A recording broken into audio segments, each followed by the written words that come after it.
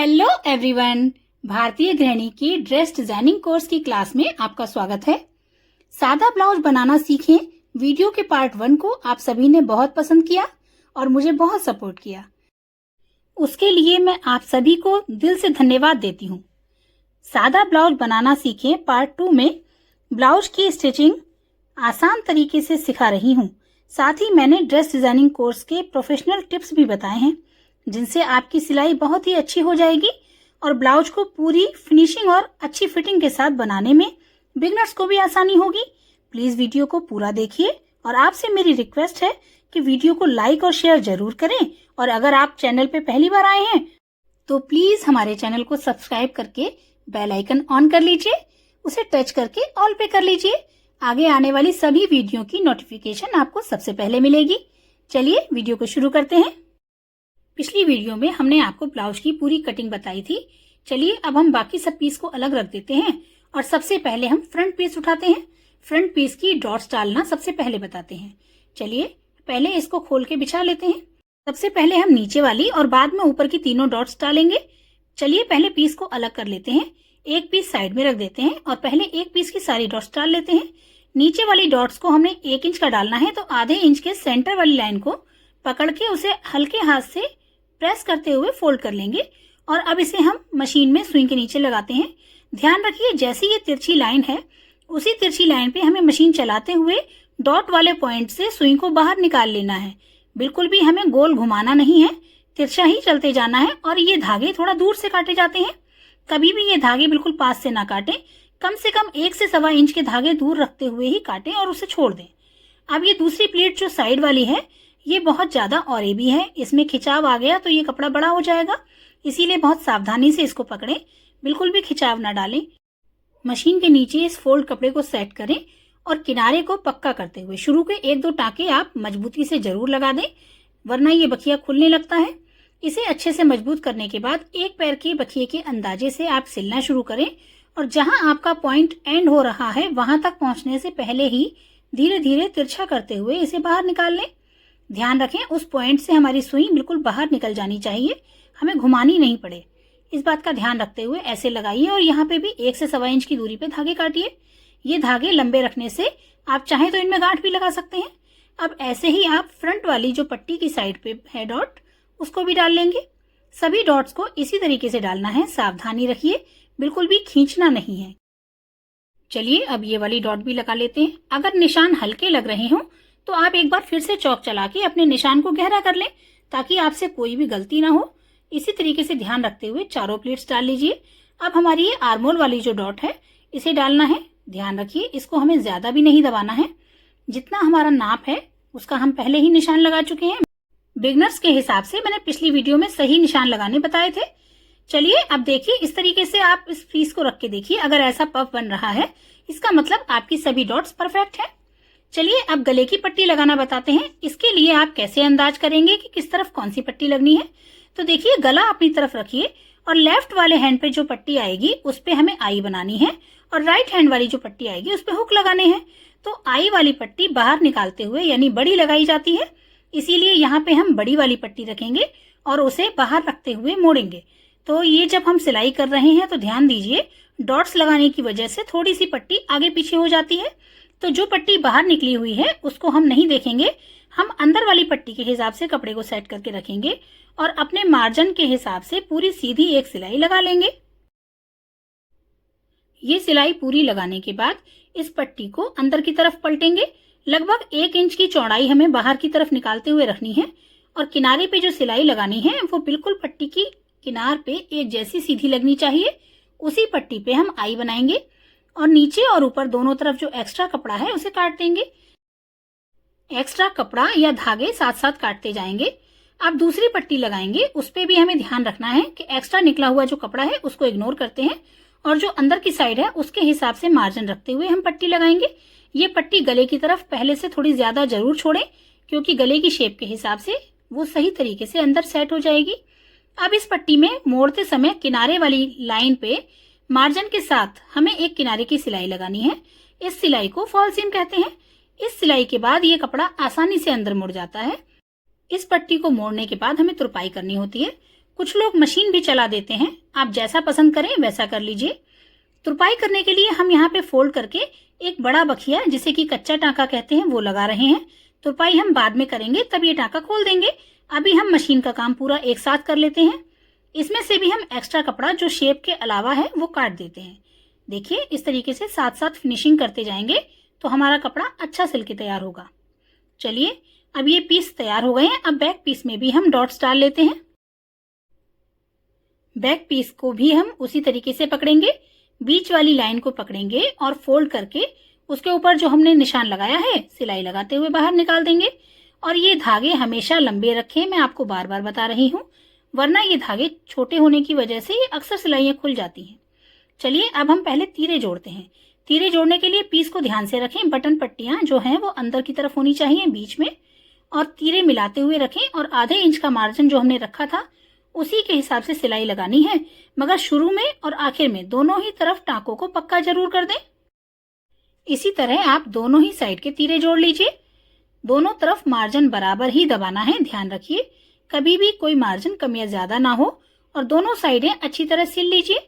इसके बाद धागों को पास से ही काटिए और अब बटन वाली जो पट्टी है जिसपे हमें हुक और आई लगाना है, उन्हें मिलाते हुए किसी पिन के साथ जोड़ देंगे।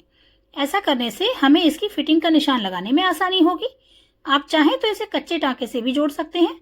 अब इस तरीके से शोल्डर के साथ सेट करते हुए और दोनों आर्म होल मिलाएं और दोनों ही कमर वाले पीस मिलाए हैं। इस तरीके से सेट करते हुए बिछा लें और चेस्ट वाली जगह पे पट्टी से साइड तक जो हमारा चेस्ट का 4 भाग था वो नाप लगा लें। हमारे पास 40 इंच का नाप है, तो हमारे पास चेस्ट का 4 10 इंच है, वो 10 इंच का निशान हमने लगा लिया है। और कमर वाली जगह पे हमारे पास वेस्ट का नाप 36 इंच है, तो वो हमारे पास चौथा भाग 9 इंच आ रहा है, इसीलिए हमने वो निशान भी लगा लिया है। अब दोनों ही निशानों को मिलाते हुए एक लाइन खींच लीजिए और इसी लाइन पे मशीन को चलाना है। दूसरी तरफ भी निशान लगाना है, इसलिए आप पहले इसे पिन से टक कर लीजिए ताकि इसकी सेटिंग आउट ना हो जाए। चलिए, अब दूसरी तरफ भी निशान लगा लेते हैं। ये निशान लगाते समय आप ध्यान रखें कि हमें बीच में जो ये डॉट्स की वजह से फूला हुआ आया है इसे बिल्कुल भी नहीं खींचना है, सिर्फ कपड़े की बाकी चीजों को सेट करना है। और हमारी चारों डॉट्स की वजह से जो बीच में कप साइज बन गया है उसको नहीं खींचना है, उसे वैसे ही रहने देंगे। चलिए, अब दोनों निशानों को मिलाते हुए लाइन खींच लेते हैं और इसी लाइन पे हम सिलाई चलाएंगे। यहाँ पे भी हम पहले पिन लगा के दोनों कपड़ों को आपस में टक कर लेते हैं। चलिए, फिर उसके बाद इन्हीं निशानों पे मशीन चला देते हैं।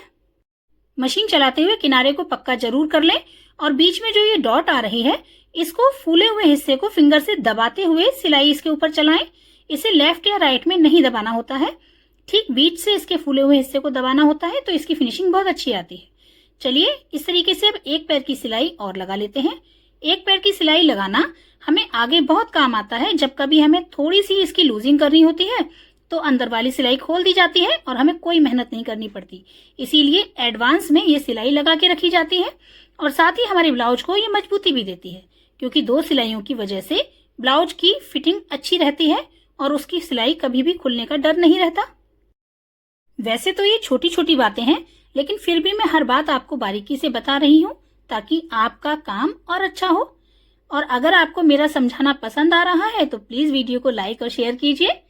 चलिए, अब हमारे ब्लाउज की सिलाइयां लग चुकी हैं। इसको सही से मिला के जो एक्स्ट्रा कपड़ा ऊंचा नीचा है उसको थोड़ा सा काट देते हैं अच्छी फिनिशिंग के लिए। अब इसके बाद जो मार्जिन है उस पे हमें इंटरलॉक करना चाहिए, लेकिन अगर आपके पास इंटरलॉक की मशीन नहीं है, मार्केट जाना पड़ेगा, तो आप इस तरीके से मार्जिन के दोनों पीस का थोड़ा थोड़ा कपड़ा अंदर फोल्ड करते हुए एक सिलाई चला दीजिए और देखिए कितनी अच्छी तरह से इसकी फिनिशिंग हो गई है। चलिए, अब हमने जो पिन लगाई थी उन्हें निकाल देते हैं और इसको एक साइड रख देते हैं। अब हम आस्तीन लेके आते हैं और उसे हमें जो चौड़ाई बढ़ानी है उसके जो 4 पीस जोड़ के लिए लगाए थे उन्हें जोड़ लेते हैं। इन्हें जोड़ने के बाद अब हमें नीचे वाले जो मार्जिन है उसको फोल्ड करना है, क्योंकि इसमें हमें तुरपाई करनी होती है, इसीलिए हम इसको भी फोल्ड करके पहले कच्चा टांका लगा के छोड़ देते हैं। तुरपाई हम बाद में एक साथ पूरी कर लेंगे। अब आस्तीन को उल्टा पकड़ेंगे और फोल्ड करने के बाद फोल्ड साइड से स्लीव बॉटम का हाफ लगाएंगे। स्लीव बॉटम का नाप हमारे पास 14 इंच था, तो उसका आधा हमारे पास 7 इंच आएगा। अब हम 7 इंच पे निशान लगाने के बाद हमने जो आर्मोल में सिलाइयां लगाई थी ब्लाउज के पीस में वो ले लेते हैं और तीरे वाले मार्जिन को ऊपर छोड़ते हुए आर्मोल को स्लीव के आर्मोल से मिलाते हुए ऐसे पकड़ते जाएंगे और सही जगह का निशान ले लेंगे। जैसे कि ब्लाउज में सिलाई लगा चुके हैं, वैसा ही सिलाई वाला पॉइंट हमें आस्तीन में भी चाहिए। तो वो आस्तीन के साथ मिलाते हुए इसमें हम निशान लगा लेंगे। और अब देखिए, ये जो पॉइंट हमें मिला है, इसी से हम इसे टक करने वाले हैं। तो बस यहीं पे हम स्लीव बॉटम के निशान को मिलाते हुए एक लाइन खींच देंगे और फिर इसी लाइन के ऊपर हम सिलाई लगा लेंगे। इस सिलाई को लगाते समय भी ध्यान रखें, किनारों को पक्का जरूर कर लें। इस तरीके से किनार पक्के करने के बाद सिलाई लगा देते हैं और लास्ट में भी मशीन चला के पक्का कर देते हैं। और यहाँ पे भी एक पैर का बखिया जरूर लगा लें। अब हमारे ब्लाउज की फिटिंग की सिलाई लग चुकी है और आस्तीन की भी फिटिंग की सिलाई लग चुकी है। अब आस्तीन को ब्लाउज के साथ जोड़ना कैसे है, ये देख लेते हैं। पहले दोनों ही पीस को उल्टा रखेंगे और इस तरीके से आमने सामने रख के देख लेंगे कि दोनों का फ्रंट एक साइड होना चाहिए। फिर हम आस्तीन को सीधा करेंगे और इसी आर्मोल के अंदर डालते हुए इस साइड को मिलाएंगे। वैसे तो सिलाई से सिलाई मिलाना ही सब लोग सही समझते हैं, लेकिन ड्रेस डिजाइनिंग कोर्स में ये पॉइंट बताया जाता है कि आप आस्तीन की सिलाई वाले पॉइंट को ब्लाउज के फ्रंट साइड में लगभग 2 पॉइंट बढ़ाते हुए रखिए, तो आपकी फिटिंग बहुत अच्छी आएगी और आस्तीन जो पीछे की तरफ भागती है ना, वो नहीं भागेगी। चलिए इस तरीके से इसको सेट करके रख लेते हैं और जो मार्जिन है उसको भी हम एक तिकोना वी बनाते हुए नीचे मोड़ देते हैं और इस तरीके से दोनों पीस सेट करने के बाद एक पैर की दूरी पे सिलाई लगाना शुरू कर देते हैं। ध्यान रखिए, आर्मोल की सिलाई में आधा इंच या उससे कम ही मार्जिन रखा जाता है, इससे ज्यादा मार्जिन नहीं रखना चाहिए। चलिए अब इसको हम मिलाते हुए धीरे धीरे सिलना शुरू करेंगे। ध्यान रखिए, ज्यादा लंबा एक साथ कपड़ा खींच के ना पकड़ें, क्योंकि ये गोलाई में है और थोड़ा थोड़ा पकड़ेंगे तो ही अच्छी फिनिशिंग आएगी। अब जब हमारे पास तीरे वाला पॉइंट आता है तो तीरे वाले मार्जिन को बैक साइड की तरफ मोड़िए। इस बात का ध्यान रखिए, फ्रंट साइड की तरफ तीरा कभी नहीं मोड़ना चाहिए। तीरे को हमेशा बैक साइड पे ही मोड़ा जाता है। इस तरह से थोड़ा थोड़ा जोड़ते हुए और इस सिलाई को पूरा गोलाई में लगा लीजिए। ध्यान रखिए, इसमें बिल्कुल भी खिंचाव नहीं आना चाहिए। और इस तरीके से सिलाई पूरी होने के बाद इसे निकाल लीजिए और इस पे भी एक पैर की सिलाई लगा के मार्जिन को अच्छी फिनिशिंग दे दीजिए। देखिए अब हमारी आस्तीन कितनी अच्छे से लग के तैयार हो गई है। इसके बाद दूसरी आस्तीन भी ऐसे ही लगा लेते हैं और अब हम गले की पट्टी लगाएंगे, जिसके लिए हम पाइपिंग पट्टी को जोड़ लेते हैं। पाइपिंग पट्टी जोड़ने के लिए दोनों ही तिरछे पीस को आमने सामने रखिए और फिर उन्हें मिलाते हुए एक कोने से दूसरे कोने तक सिलाई लगाइए और इसे जोड़ लीजिए। ध्यान रखिए, जहां ये दोनों पीस मिल रहे हैं उस पॉइंट से ही सिलाई शुरू करनी है और एंड में जहां मिल रहे हैं उस पॉइंट तक ही सिलाई लगानी है। नोक बाहर निकल रही है, वो एक्स्ट्रा है, उसे निकाल देते हैं। चलिए अब सीधा करके देखते हैं। सारी पट्टियां एक साथ मिलकर सीधी हो चुकी हैं। अब इन्हें ब्लाउज पे लगाते हैं। पट्टियों के जोड़ को फिंगर प्रेस करके सीधा कर लेते हैं और अब गले पे लगाना शुरू करते हैं। गले से पट्टी को थोड़ा बाहर की तरफ निकाल के रखेंगे और उसे नीचे की तरफ फोल्ड कर देंगे और इसके बाद हम एक पैर की सिलाई लगाते हुए पट्टी को गले के साथ जोड़ना शुरू करते हैं। ध्यान रखिए, शुरुआत में टांके को पक्का जरूर कर दें, वरना पाइपिंग यहीं से खुलने लगती है। इस तरीके से बराबर मार्जिन रखते हुए पट्टी को जोड़ना शुरू करेंगे और साथ ही ये ध्यान रखिए, हमें कपड़े पे बिल्कुल भी खिंचाव नहीं डालना है। सावधानी से दोनों कपड़ों को मिलाते हुए सिलाई शुरू करेंगे। गले पे बिल्कुल भी खिंचाव नहीं डालना है, वरना इसकी शेप खराब हो जाती है और गले में झोल आ जाती है। इस तरीके से मिलाते हुए सिलना शुरू करिए। अगर आप इस पट्टी को पूरा अंदर फोल्ड करने वाले हैं तब तो आपको बिल्कुल मिलाते हुए सिलते जाना है, लेकिन अगर आप इस पे उभरी हुई गोल पाइपिंग लगाने वाले हैं तो पाइपिंग वाली पट्टी को हल्का सा खींच के लगा सकते हैं, जिससे उसमें इलास्टिकनेस आ जाएगी और वो उभरी हुई अच्छी फिनिशिंग के साथ दिखेगी। मगर ध्यान रखिए, ज्यादा नहीं खींचना है। इस तरीके से मिलाते जाइए और सिलते जाइए। जहां भी पट्टी का जोड़ आएगा उसे जरूर खोल दीजिए, फोल्ड होते हुए नहीं दबाना है, वरना वहां पे मोटा हो जाता है। अब देखिए हमारी पट्टी का एंड आ गया है। एंड में भी हमें पट्टी को सिलते जाना है और पहले से ही थोड़ा एक्स्ट्रा रखते हुए काट लेंगे और यहाँ पे भी हम पट्टी को नीचे की साइड पे फोल्ड कर देंगे। इस तरह पाइपिंग की किनारों में फिनिशिंग आ जाती है। चलिए अब ये सिलाई पूरी करते समय यहाँ पे भी हम पक्के टांके लगाएंगे। 1 से 2 बार यहाँ पे सिलाई को बार बार चला दें। अब इसके बाद इसे हम पलट के लगाएंगे। चलिए पलट के लगाना बताते हैं। जो प्रोफेशनल तरीके से लगाते हैं वो तो यहीं पे पलट के पाइपिंग बना लेते हैं, लेकिन क्योंकि मैं बिगनर्स के हिसाब से बता रही हूँ तो ध्यान से देखिए। हमें पहले फिंगर बीच में रखते हुए इसे इतना चौड़ा मोड़ना है, मार्जिन सारा बीच में लेते हुए किनारे की एक सिलाई लगाएंगे। ध्यान से देख लीजिए, वीडियो में जैसा दिख रहा है उसी तरीके से आप कपड़े को मोड़ते जाइए और किनारे वाली एक सिलाई लगाते जाइए। चलिए इस तरीके से इस सिलाई को पूरा लगा लेते हैं। पूरी सिलाई लगाते समय ध्यान रखते जाइए, फिंगर से नीचे की तरफ मार्जिन को अंदर दबाते हुए हम ऊपर से उसके ऊपर कपड़ा फोल्ड कर रहे हैं और उस पर किनारे वाली सिलाई लगा रहे हैं। देखिए ध्यान से, किनारे पे भी वैसे ही फिनिशिंग करनी है जैसे हमने शुरू में की थी। और इस तरीके से पूरी सिलाई लगाने के बाद इसको निकाल लेते हैं। इसके बाद हम पाइपिंग मोड़ना बताएंगे। बिगनर्स के लिए ये तरीका बहुत आसान होता है, इससे अच्छी फिनिशिंग आ जाती है। चलिए अब इसमें जो हमने कपड़ा फोल्ड किया था, सिलाई के बाद वाला जो एक्स्ट्रा कपड़ा है उसे हम काट के अलग कर देंगे। ध्यान से काटिए, पाइपिंग में कटिंग नहीं होनी चाहिए। देखिए अब ये कटिंग के बाद में इस तरीके से फिनिशिंग दिख रही है। अब हमें बस इसे एक बार पलटना है और पाइपिंग लग जाएगी। जोड़ वाली इस सिलाई के ऊपर ही गड्ढे में जब सिलाई चलाएंगे तो पाइपिंग उभरी हुई आएगी। लेकिन अगर आप इस पट्टी को पूरा अंदर पलटना चाहते हैं तो पट्टी के किनारे पे एक सिलाई चला दीजिए और इसे पूरा अंदर पलट दीजिए, जैसा कि मैंने पहले आपको फॉल सीम लगाना बताया था हुक वाली पट्टी में। उसी तरीके से आप किनारे वाली सिलाई चला के अगर इसे पूरा पलटना चाहते हैं तो पूरा पलट दीजिए। लेकिन अगर आप पाइपिंग लगाना चाहते हैं तो बस इसे आधा पलटिए और इस तरीके से गड्ढे के अंदर सिलाई चला लीजिए। या फिर आप बिल्कुल भी अंदाजा नहीं रखते हैं तो इसे आप तुरपाई से भी जोड़ सकते हैं। पूरे गले में आप तुरपाई कर दीजिए, वरना देखिए साइड में मैंने फोटो दिखाया है, इस तरीके से सही तरीके का पाइपिंग आना चाहिए। अगर आपकी सिलाई पाइपिंग के ऊपर चलती है तो वो गलत तरीका है। चलिए पूरी सावधानी के साथ धीरे धीरे मशीन को चलाते जाइए और पाइपिंग पूरी कर लीजिए। हमारी पाइपिंग पूरी लग चुकी है। देखिए इतनी फिनिशिंग के साथ ये पाइपिंग कितनी आसानी से लग गई है। बिगनर्स भी इसे आसानी से लगा सकते हैं। चलिए अब हम इसमें हुक लगाएंगे और साथ ही नीचे वाला जो मार्जिन है उसे पलट के उस पे भी तुरपाई करनी है। तो इस पे भी हम कच्चा टांका लगा देते हैं। और शोल्डर पे हमें यहाँ पे एक स्टेप लगानी होती है जिसमें हम स्टेप को रोकते हैं। तो इसके लिए पट्टी कैसे सिली जाती है अगर आप नहीं जानते हैं तो चलिए मैं आपको वो भी बताती हूँ। पहले आप एक पतली सी पट्टी तैयार कर लीजिए, जो भी आपके पास कतरन बची है उसमें से पतली पट्टी तैयार कर लीजिए और फिर शोल्डर को नापते हुए हम उसके हिसाब से पट्टी लगाएंगे। तो हमें दोनों शोल्डर पे पट्टी लगानी है।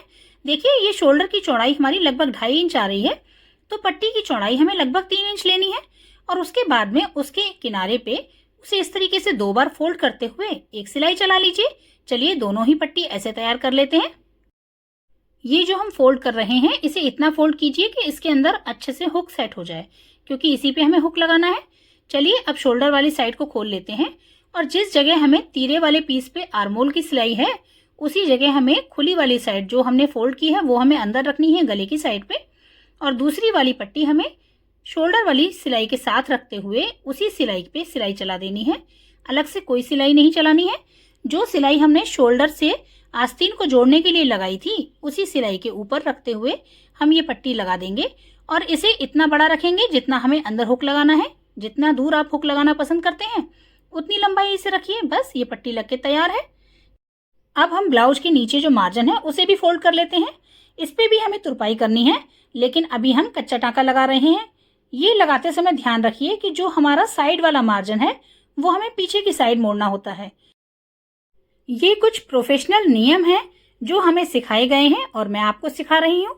ड्रेस डिजाइनिंग कोर्स में इन्हीं बातों का ध्यान रखा जाता है। और ये देखिए डॉट्स को भी इसी तरीके से दबाना है जैसा मैंने आपको फ्रंट पीस में भी बताया था।